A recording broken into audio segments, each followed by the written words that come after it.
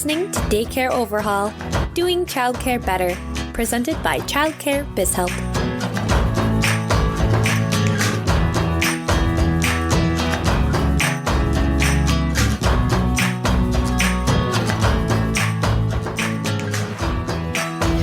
Hello, everybody, and welcome back to Daycare Overhaul, where we do childcare better. I am Caroline Jens. And I'm Justina Patterson. And we are so excited to be here today. Which we say every time because it's true. I know. We need to change our intro. I feel like it's the same every time. That's okay. It is okay. Well, today we're going to have a really awesome topic. It's on having a voice and being an advocate for the childcare industry, which is a topic that is very much needed right now. And we do have a really awesome guest with us today that is an expert on this very subject. And so we'll introduce her in a minute. But before we do that, Justina, how's your week going? You know, I have a story for you. Uh-oh. Okay, first I have a question. Do you enjoy candy corn? I love candy corn. Okay. I feel like it's one of those things like people either love it or hate it, kind of like Peeps, you know, and I don't mind it. So I'm by my parents visiting, and my younger sister, for whatever reason, decides she needs to buy the turkey dinner flavored candy corn. Turkey dinner flavored candy corn. Right. So there's 6 different flavors. Ugh. Now, I feel like most people would be like, oh my gosh, there's probably a pumpkin pie flavored one. That's really good because we're in the season of pumpkin spice everything. Right. Well, you would be wrong if you thought that. So what flavors are in there? I actually had to look them up because I didn't remember. I tried to block that tasting out of my mind. These are the flavors. Roasted turkey, green beans, stuffing, ginger glazed carrots, cranberry sauce, and sweet potato pie. Okay. So it's kind of like that Harry Potter. What are those little jelly beans? Oh, yeah. The every flavored beans. Uh-huh. Yeah. Only you know what you're getting and you think, oh my gosh, there might be some that are okay. So it was me, my husband, my sister, my mom, my dad decided not to partake. And that was a smart decision in this whole ordeal. We lay out the flavors. And they're colored, like the green bean ones is very green. The cranberry sauce is very pink. So the first one we had was green beans. It tasted like I licked a shoe, if I'm being very honest. It's kind of like my keto peanut butter cookies. Yeah, which sidebar, if you listened to a few episodes back, Caroline talked about those, and my sister also made them, and I tried them. It's chalk, basically. It's chalk.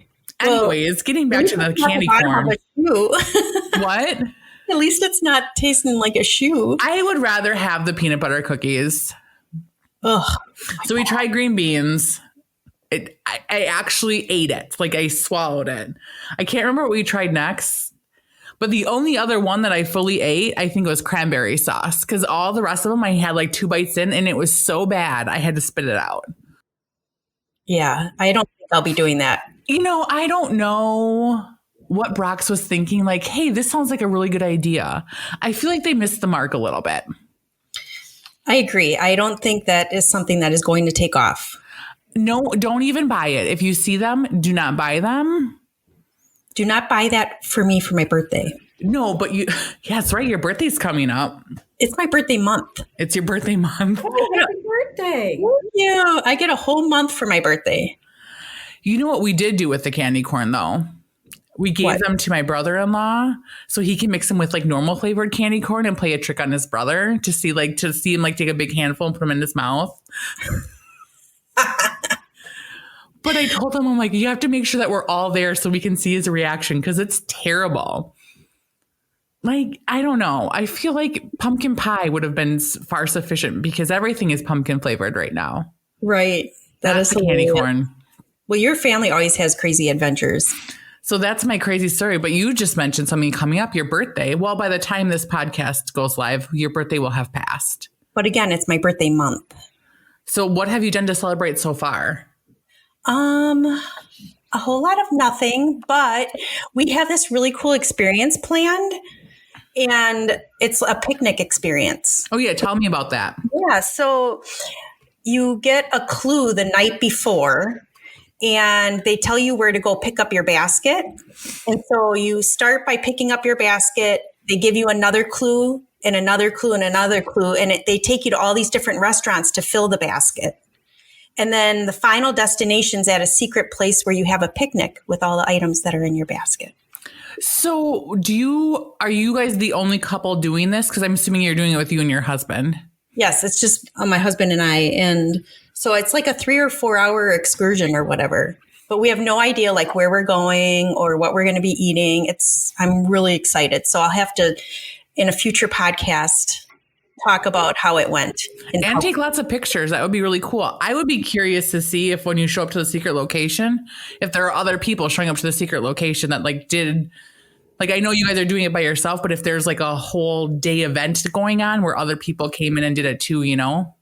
Or they could all just come and sing happy birthday to me, maybe? Maybe that's the plan. All right. That sounds really fun. Well, there's our guest, Miss Cindy, and this is a perfect segue into introducing her. And Cindy and I met like a year ago, right? We did. We met in February at the Hinge conference, Miami. We did. I met you there. That's right. Yes, So, and one of my old work acquaintances was there from when we worked together at Learning Care Group. Yeah, that's right. I forgot about that. Yeah. Mandy with Daycare team, shout out. Hi, Mandy. But Cindy, do me a favor and pronounce your last name. I forgot. It's Lehnhoff, my husband's good German last name. Perfect. Well, if you could all see Miss Cindy this morning, she's got the most beautiful necklace on, a really beautiful red top. She looks gorgeous. She's got her heels on. Unfortunately, we're not on video this morning, but thank you, Cindy, for coming on the show today. We're so glad to have you. Cindy is the director of the National Child Care Association. And a little bit about her background, because like I said, she has been in this industry for a very long time. She's got exposure all over, and you've just been on kind of a media kick lately. You've been on media frenzy. Media frenzy.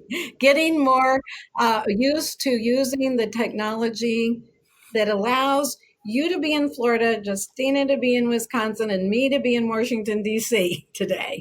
How awesome is that, right? Yes, it is. And we don't have to wear face masks. So because we're in a room by ourselves. Right. Well, let's talk a little bit about your background. You worked in early care and education since 1980. You've served in several capacities, including preschool teacher, director, district manager, and vice president for one of the nation's largest childcare providers. The career accomplishment that you are most proud of is supporting directors in over 100 centers in achieving national accreditation by the National Early Childhood Accreditation Program. This included supporting teachers and directors that had worked in the industry for many years to achieve educational and certification requirements to satisfy accreditation and state QRS requirements. She served on the following boards: Oklahoma Child Care Association, the Governor's Child Care Advisory Committee, the National Child Care Association Board, the National Early Childhood Program Accreditation, which is NECPA, and she's been serving as the director of the NCCA since August of 2019. Whew, that's quite a bio. And like I said, we met about a year ago, and when we met, I could see your passion for this industry. And we were supposed to have you on season 1 of our podcast, but then COVID hit. I'm glad that you were able to reschedule with us and join us today. Welcome. Well, thank you. First of all, I want to thank you and Justina for inviting me. It's always a pleasure to spend time with others who share my passion as you do. Because I felt the same way upon meeting you both. I would also like to extend thanks to Justina for trying out the different kinds of candy corn. Way I know not to purchase any of that for my grandchildren. I personally don't care for candy corn, but my husband does. I know he's not going to go for the flavored. He's very traditional, but this will save me time and money. So thank you for that. Hey, I do what I can. You know what? I always say we help each other. Right. And that's one of the focuses that we have at NCCA is that we can help each other when we work together. And first of all, let me just tell you a little bit about NCCA. NCCA had its start in 1987. I was not there for the start, but I was, and it started out as a federation of state childcare associations. And their goal was to become a legislative voice and be at the table as providers of the decision making, both on the operational and on the financial side at the federal level, because that's where everything starts. A lot of providers spend more time at the state level with their advocacy, and there's nothing wrong with that because it does need to occur. But there's also, everything rolls downhill. And it starts with the federal budget. And that's where NCCA comes in. I was able to be a part of that board for 5 years back in the early 2000s because the company that I worked for had a seat on that board. And because they extend states, the NCCA extended membership beyond states to companies. But I was also a representative of Oklahoma Child Care Association, because I will tell you, the Oklahoma Child Care Association taught me so much about how to do business in my community. Because at that point in time, I was strictly Oklahoma. Now, as time went on, my duties expanded over time to 12 different states, depending on, the needs for my areas, of expertise in the role that I played. So there was a time, though, that Child Care Association states started to kind of fall apart, and that also caused some issues for National Child Care Association. And as I understand it, because this is when my company stepped out, they started to bring in individuals as part of the association. So now we're made up of state associations, individual providers that own maybe one or two or three childcare centers, and individual educators, which I believe is a really good mix and representation, of the industry. Our mission is to support licensed providers in quality care and education, including the provision of professional development, advocacy, and community engagement.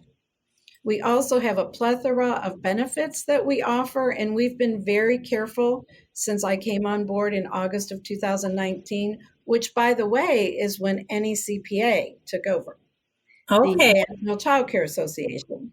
And so, and we only had one benefit at that time. And with Storm's help, our executive director, we now have 10. And we've been very selective, because we really only want those business affiliates that can really enhance and help our members, our providers, with the success of their business in quality care and education. Back to our mission. We actually have turned down some folks that we felt like was not a good fit for our mission. And so I'm very happy to say that the professional development side, I think the program that we recently worked with, or that you've brought to us as a benefit, is the leadership piece. We also have a relationship now with Quorum e-learning /Kaplan, because they're partners, that offers a very affordable CDA coursework, to our members. So I would just say go to our website, nccanet.org, and you can view those, or you can always give me a call, because I will talk to any provider that has questions, needs help, at any time.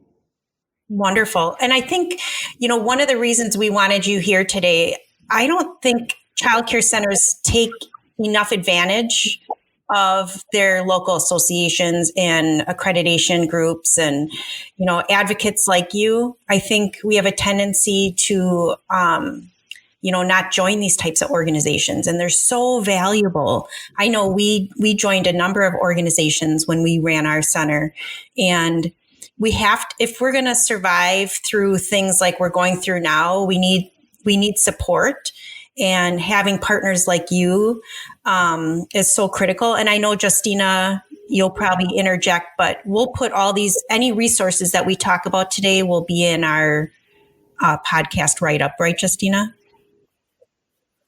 Yeah, we'll put them on our website. So if you go to childcarebizhelp.com/podcast and find today's episode in the resources area, they'll all be listed there.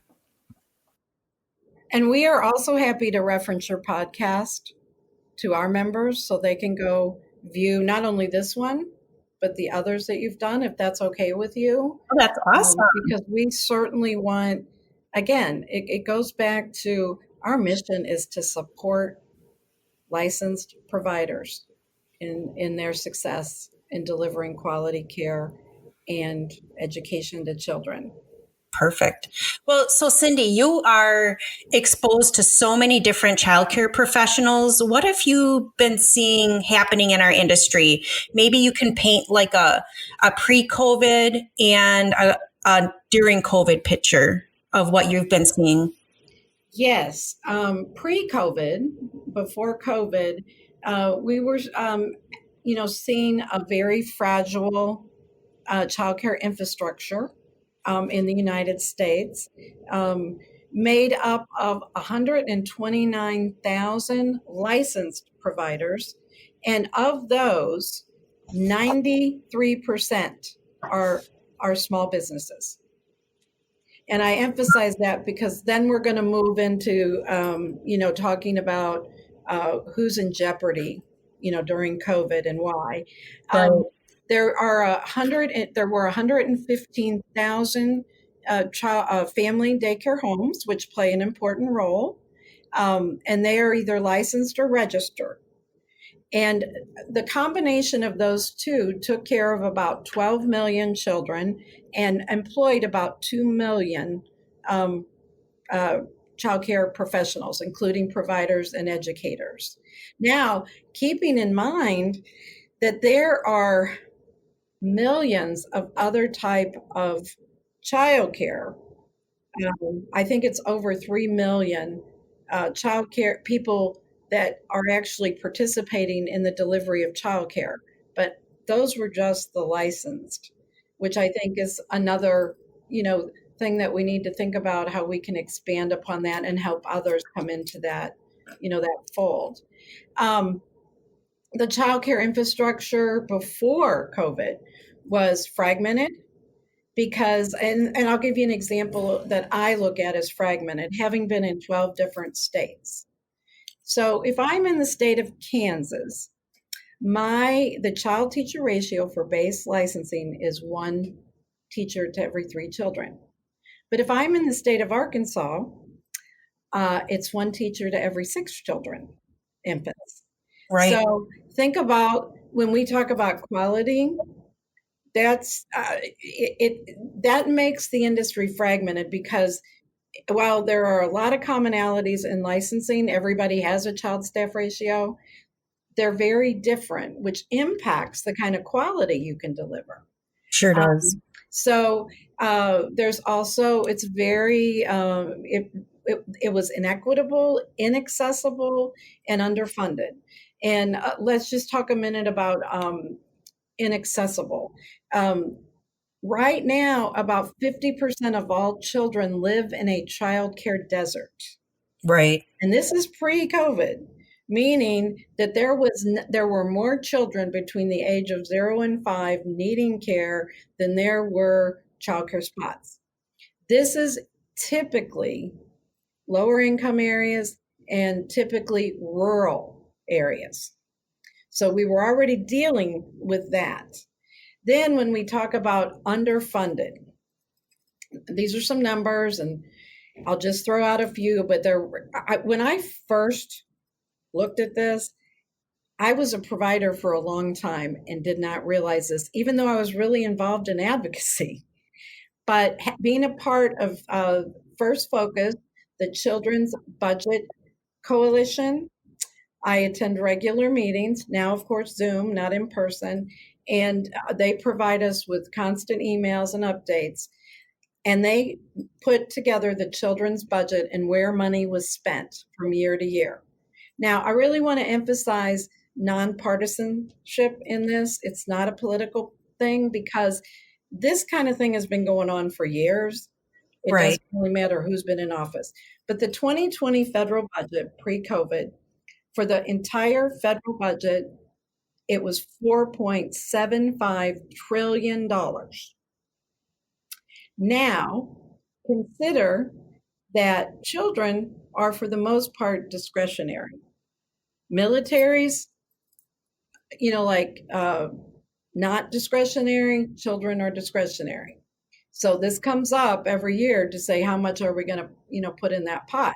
Right. Well, for all children's requirements, whether it be early ed, K through 12, homelessness, nutrition, medical needs for children that need help, the budget for 2020 was less than 7.5% of the entire budget, or $373 billion. Oh, wow. That's a big difference. Yeah. Now, keep in mind that over a 10-year period, this budget has never, ever reached double digits. It's always been somewhere between 7 and about, the high 8s. So then if you come down into the early childhood realm, there is only set aside for early childhood in the federal budget is $16.7 billion of the $4.75 trillion. Wow. Yes. So we are definitely underfunded. We are. And Head Start, who I think is a wonderful program and serves, very needed children, or children that need them. But I would use this as an example of an inequity. Head Start is budgeted, again, very low, $10.6 billion. And that is going to allow them to care for about 867,000 children. Child Care Development Block Grant, which is what providers use, is funded at 5.8. So almost half of what Head Start gets for 1.3 million children. So you have to start to wonder, why is one child worth more than another?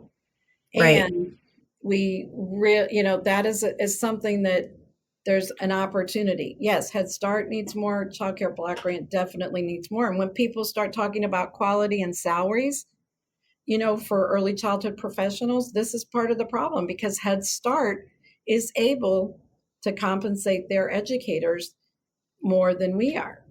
Right. So recruiting, that was obviously, pre-COVID was an issue. Yes, recruiting and retaining credentialed and degreed teachers. And the other one is affordability. Right. For our lower middle and middle class, because providers are having, in pre-COVID, had to charge more, to pay more, and, everything goes up. The issue is that a lot of our middle income customers are falling into the category of non-licensed care because they have to go for lower rates. And there's such a great opportunity for some tax credits for those folks that would really, really help us. And it Right. makes me excited to think it, there's that part of me, I get a little aggravated, but then it makes me excited about there's nowhere to go but up. And if Right. we can get enough people into that voice, we could do this. Now, all of these issues, of course, just filter down into during COVID. Right. I mean, Right. none of them went away. The benefit, which I hate to think of it as that, but COVID has really exposed the crack, Right. the big crack in the infrastructure. So it's shed a huge light on the fragility of the childcare infrastructure. But it put that light on the fact we are a critical piece of the infrastructure. Oh my gosh. I mean, I think I mentioned this last time, but I read that we are finally being recognized as being as important as the other infrastructure in our communities, like roads and utilities. Childcare is that critical. Mm-hmm. Essential. We are now recognized as essential. We've always been. And I did a video that we put on social media just reminding our folks out there that you are essential and don't never believe otherwise. You were and you still are. And, it's just, we need more essential people, though.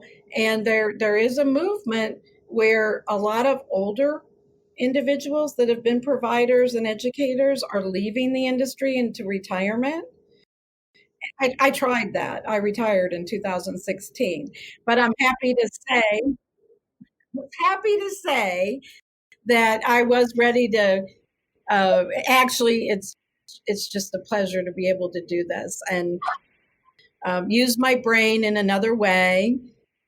I just wish I could make more progress, but somebody said it's taken on an elephant, Right. one bite at a time, and lots of people are helping to bring it together. 35% of our child care centers right now remain closed, and 21% of our licensed homes remain closed. This is recent data from Child Care Aware of America, who has an amazing website. Yes. And they absolutely have a lot of information. They tried very hard. Normally they put out like a 2019 report comparing to 2018, but this year, and they just released this, they put out what data they could gather for 2020 because they felt like they had to, have some current information because the report wouldn't mean as much. Of these, most have lost about 25% of their capacity in order to create the potential of social distancing, and some as much as 50%, depending on the state mandate. Right. Overall enrollment, therefore revenue, is down as much as 50% in many centers, which of course we're seeing increased cost in PPE, supplies to keep teachers and children safe, cleaning processes. People are hiring companies to come in and fog. They're having their carpets cleaned more often. And staffing right now, because of smaller classrooms, due to the fact that some people are not feeling comfortable bringing the children in due to the mandate to reduce how many children you can have. So if you could have one teacher in a pre-K room with 10 children and you were mandated to cut that in half, or you chose to cut it in half to create the social distancing opportunities, you're talking the teacher still makes the same, but you now have half of the money. And I know you understand that. I mean, I'm speaking to the choir, but that's what we're seeing. Yeah, that's I was just talking to someone the other day, how each classroom, you need to be at full capacity because those last like 2 to 3 children in that classroom is where you actually start making some money. And right now we're lucky to see some of our centers breaking even right now. Exactly. You're lucky if you're breaking even. And I think just, talking about ways that we can get that voice out there so that we can get some additional funding, again, to lift our industry up as professionals that we are, and essential is going to be so critical. I was just thinking back to how you mentioned the childcare deserts. I know in Wisconsin specifically, I think that the statistic is like 10 years ago, there was like 10,000 licensed childcares in the whole state. Now there's like under 4,000. That's before COVID hit. Exactly. And now if, a quarter of those or a third of those aren't open yet or will not reopen, and there's care that's needed, like what do you do? Like what do these families do that desperately need the care because they are essential or they are going back to work and there's no space for their kids? Well, and unfortunately, what's happening is women are being affected more than men because there's still somewhat of I guess a family structure where the man is the main breadwinner, and so if one income has to be sacrificed, it's the woman of the home, and then of course we've got single parents, both men and women. And that's a real struggle because they have to have care. They are the only support, in their family. And this is going to get worse. It's absolutely going to get worse if we don't see some more help from our government. The CARES Act was a really great, I guess, a great first Right. help because it did give the opportunity for small businesses to apply for the PPP grants, which helped them along for about 8 weeks and paying staff and keeping people on payroll. It also, a lot of states have taken some of their CARES money and have put it into the form of grants or extra payments for essential workers to receive funding, but that ran out. Also, the CARES Act money is pretty much gone. Mm-hmm. Some states turned it into grant money so that because we started to see a lot of our children that receive child care subsidy, their parents were losing jobs or were afraid to bring their kids. And again, those centers wanted to remain solvent. So when those individuals came back, they had a place because we were already seeing not enough childcare. So they made payments. Oklahoma, for example, they had CARES money left over. And if you were a 3-star center that cared for children on subsidy, you received a $10,000 payment for, I think it was 2 months, March and April. So they would get like an additional $20,000. And then if you were 2-star, I think it was $5,000. It's based on their QRIS, but those are just some good examples. But now all of that is gone. Right. And people are limping along. Which, how can we make things better? Right. We make it sound doom and gloom, but but we can. We can do this. I know we can. Right. And maybe, maybe it's taken a little bit of a wake up call to say we're going to really have to gather a bunch of voices. First of all, I would say that providers, as busy as they are, and I know because I left a school and I got to go back, a school that I'm consulting with. And right now, my consulting job is more hiring manager to staff a school that wants to grow because now we can grow again, but we lost some staff through COVID. So anyway, I know it's hard to take time out. But first of all, providers need to be informed of what's happening before it happens at the federal level. Because if we wait till, and this is kind of what I've noticed about the industry in all the years I've worked in it, and I was a part of that, and so there were times. It's like we complain after it's done. Right. And it's too late. It's not going to be undone. Right. So, and who's the experts? All of us that have worked in this field, all of us. Right. And we We complain, but we just go about our business. So join NCCA, join a state organization, join a local organization, at least be in the know about what is coming. But if I will say, if you join NCCA, we're going to keep you informed of what's coming or what's not coming. Right. And the other thing is, if you are a member of a group, whether it be NCCA or NACI, or we have what we call action alerts. And we put those in our newsletters. We put them in our social media. We don't create them because what we have the opportunity to do is we partner with groups like Child Care Aware, the National Women's Law Center. They have an early childhood committee that we participate in. NACI, again, they have action alerts. They put them out. We have permission to pass them on to our membership. At the click of a button, you can let your senator and your representative know that that we need $50 billion right now.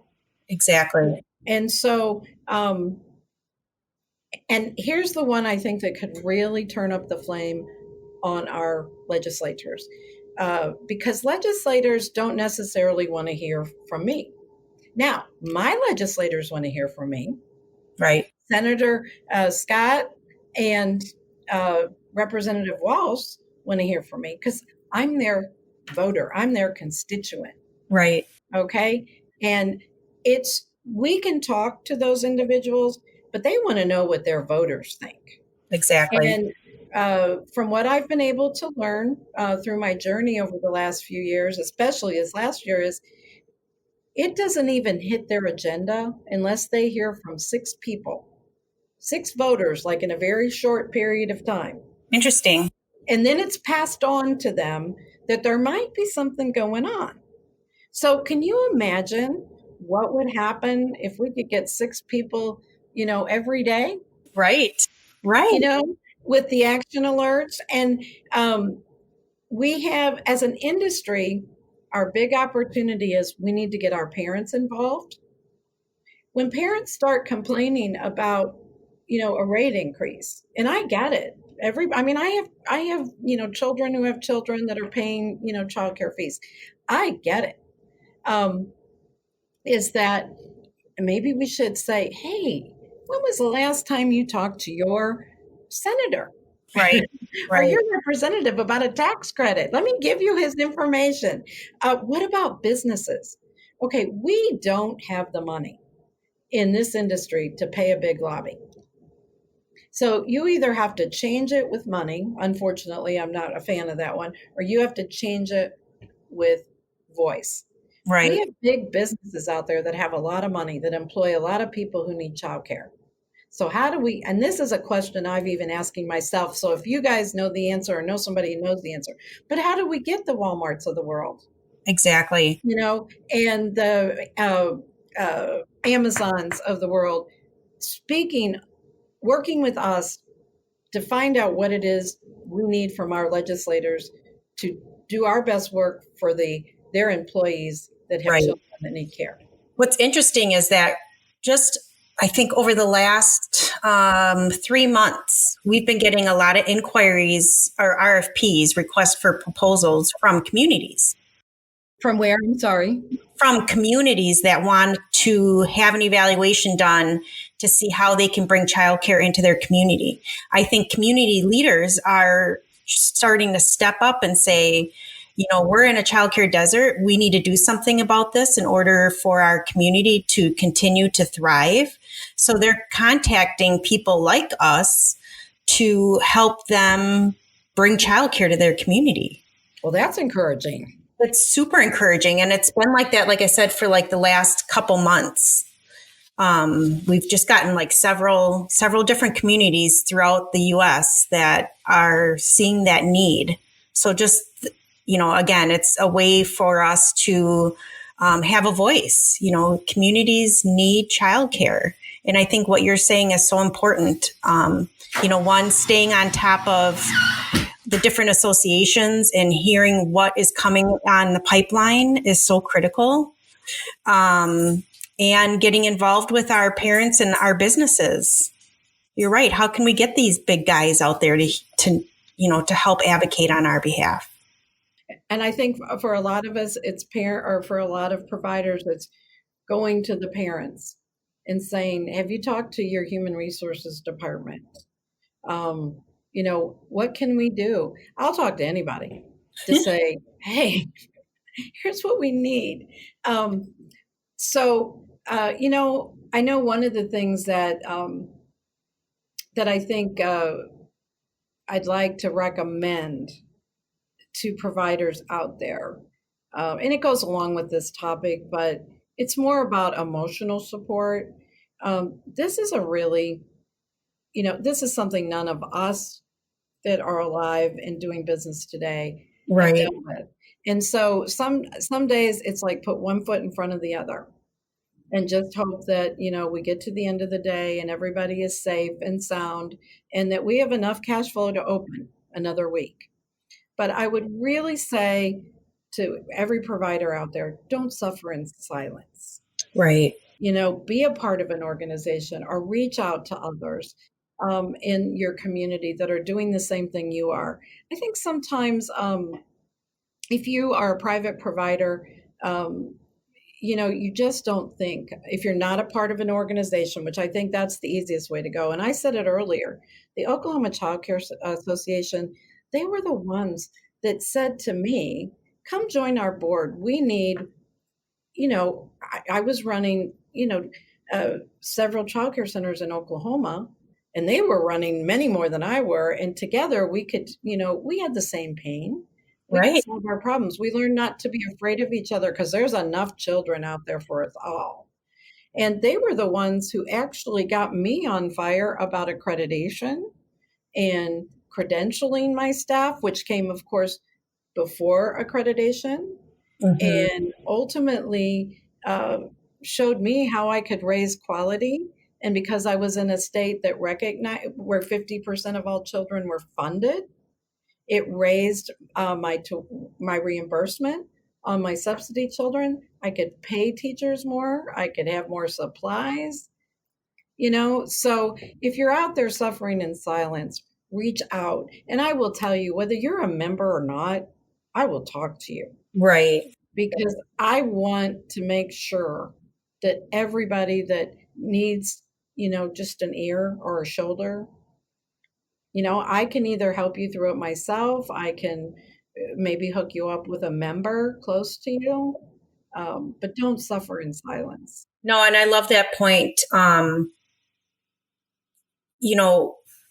There's so much emotional, I don't even know, wreckage going on. It's a roller coaster every day.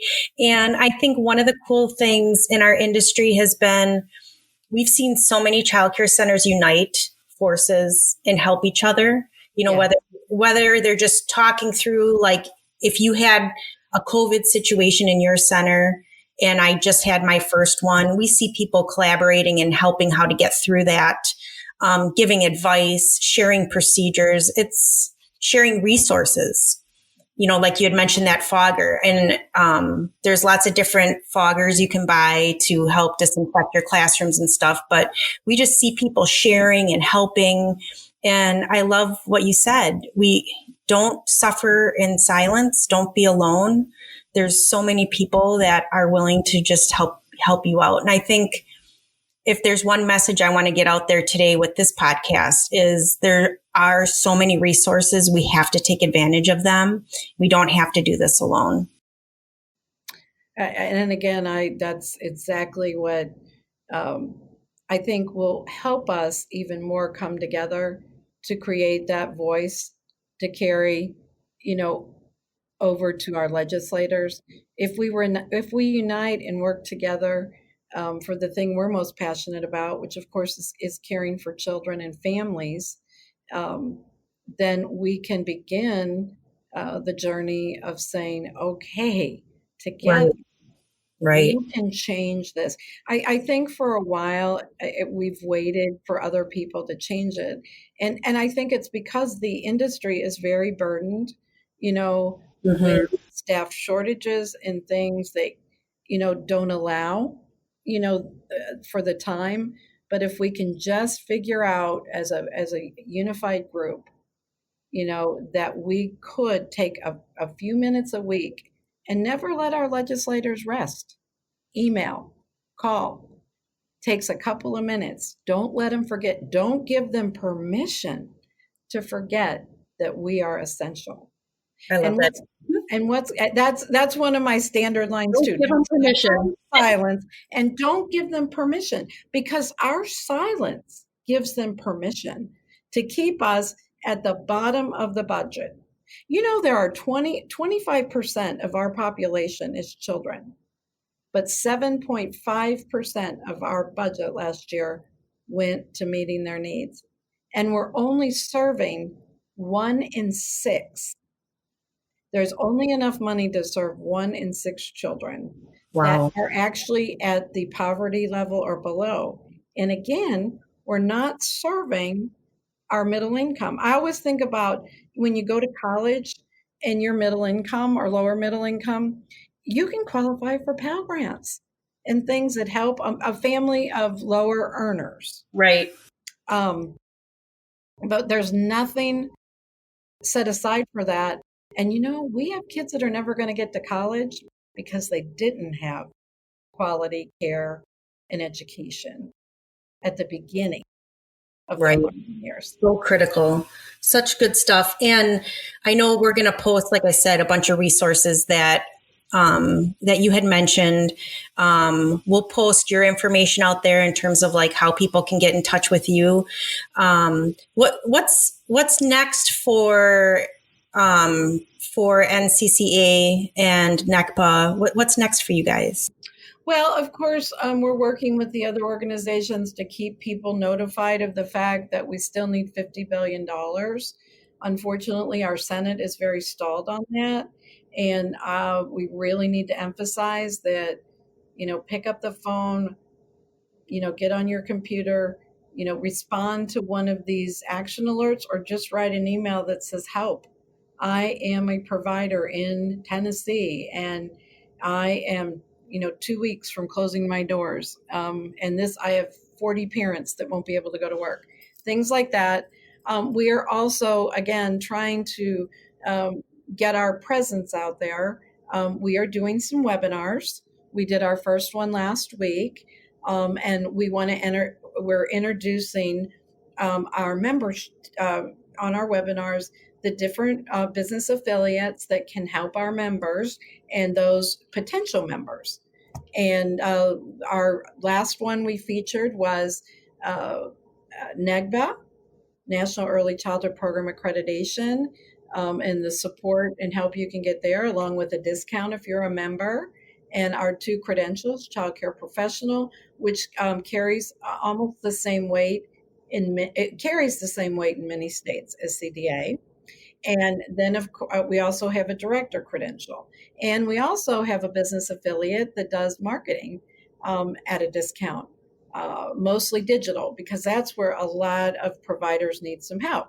And of course, and then we will continue to have speakers. We have I-360 coming up that supports childcare providers in many different ways. We have you, Caroline, because you support, and I can't wait to see that leadership box. I'm excited. Because I will tell you, in all my years of multi-unit managing, once I got past the director level, it was all about teaching really great early childhood educators how to make that transition to leadership. Right. And become the educator for the educators and the business leader. And we also have Hoppin' In. I'm excited about that because you met Shalom. Yes, and I met Shalom at the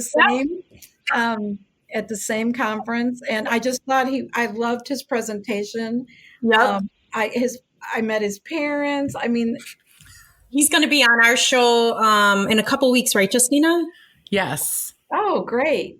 Well, and we were really excited about Hoppin' In joining us because we feel like, that's an opportunity for revenue growth. It's such a great, I always regret the fact that I didn't know about hopping in when we ran our center, because I wish we would have. You can earn such great additional revenue in your center. We should put the link, Justina. I already made a note on my paper to include that as well. Yeah, because see, that's what we're trying to do. We're trying to put out benefits through business affiliate members that really can help the center, again, support the center in success, as our mission states, in quality care and education, and ultimately give people a little bit of a discount where that's applicable. Right. So we're excited about the webinars. I love to go and speak at conferences. That's really my forte. I love to go do visits on the Hill. And unfortunately, both of those things are not available to us right now, but I know they will come back, because I have hope and faith in our ability to find a way to manage COVID in our future where we won't always have to be videoed. Perfect. I agree. I cannot wait. I'm speaking at the FLACI conference, and it's just not the same not being there in front of everyone. I know. I was at FLACI last year. Yeah. I didn't speak. I had a booth, and I was, trying to get everybody to call Senator Rubio and get the $5 billion we were asking for last year, which seems like a drop in the bucket now. And in spite of a lot of effort on Child Care Aware's part, NECA and NCCA's part, and NACI's part, we didn't have enough voice for that $5 billion. And so therefore we got $550 million, which may sound like a lot, but it's not really in the scheme of things. It didn't allow us to really help get more money into the hands of providers, because right now we really struggle to see states pay what it actually costs. Right. And so, but we're going to do better. You know why? Because as Maya Angelou once said, when you know better, you do better. So right now we're trying to help people know more, and COVID is really, pushing us to, make sure that people know more. So that's the upside. It's a small upside. So we will do better in our future. I agree. I believe it. Thank you so much, Cindy, for being with us today and for teaching us on how to have a voice, and how to partner and find advocates and really be an advocate for ourselves too. We appreciate you so much coming on today. Well, and again, I appreciate what you do. As I told you in February, having worked in a corporate setting where we had a lot of, support in our home office, I knew that my smaller provider friends who own childcare centers from the Oklahoma Child Care Association, that they had to do a lot of that. And I do know, in working with the Governor's Advisory Board in Oklahoma, that a lot of centers failed because they didn't know how to balance, the heart and the head, right? The quality in the checkbook. Right. And as I understand it, that's part of what you do. You work with the small providers to help. And I'm so happy that there are services like yours out there. Thank you so much, Cindy.